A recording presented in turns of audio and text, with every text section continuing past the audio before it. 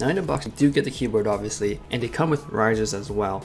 And you do get 2 different heights, so you can choose whichever one you like or which one is more comfortable for you.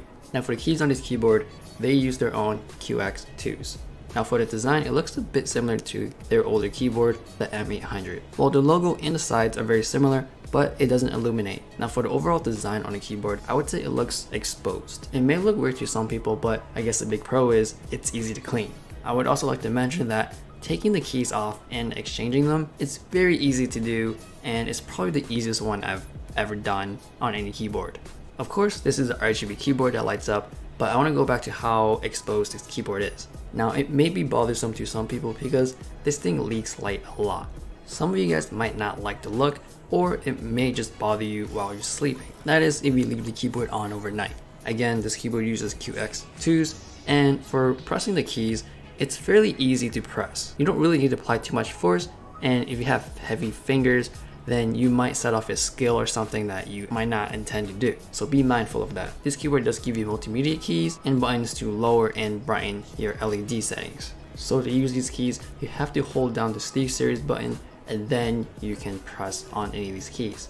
Moving to the software, I would say this is the most funnest part because you have so much options and so much lighting effects you can do on this keyboard. So you do have your basic LED light where you can just pick one color and have it light up, or you don't have to be basic and pick these cooler animated LED effects. It's nice that they include a lot of different ones, and they even allow customizations on certain effects like the wave, where instead of going back and forth, you can set it from up and down or the opposite direction. Another cool feature is Steelseries do include 3 active keys. When you press any key, something happens right after.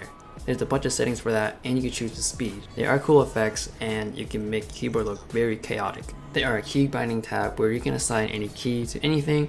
You don't have macro keys, so you can't really have a lot of functionality there, but still you can assign any key to whatever you want. And in the settings tab, you do have basic options there, like your polling rate and LED brightness level. Now it doesn't stop there. You have a lot more options in the Engines app where you can sync up everything if you have other Steelseries gear. You can link up to Discord, CSGO, Auto Visualizer, and you even have the new image sync where you can import any animated GIFs and it can match up with your keyboard. Now they do give you a couple examples, but you can always make your own. I think it's a fun idea to implement and just kind of make it feel like this is your keyboard. You can kind of customize it any way you want, especially when you can export your own things, your own GIFs into your keyboard. Now they've done this in the past with their mouses with the little LED screens on the side or on the bottom, and you can import whatever you want. So overall, I think this is a good keyboard. There are some things that may knock off some people because of how exposed it is or how much the light leaks out of this keyboard, but the biggest impression that leaves me on this keyboard is its lighting effects. The software is very easy to use, and you can export whatever GIFs you want on this keyboard and the reactive effects, which makes the keyboard fun to use. So I'm going to end the video with me typing on the keys. It'll give you an idea how it sounds. So if you like this video, like and subscribe, and always enjoy your entertainment.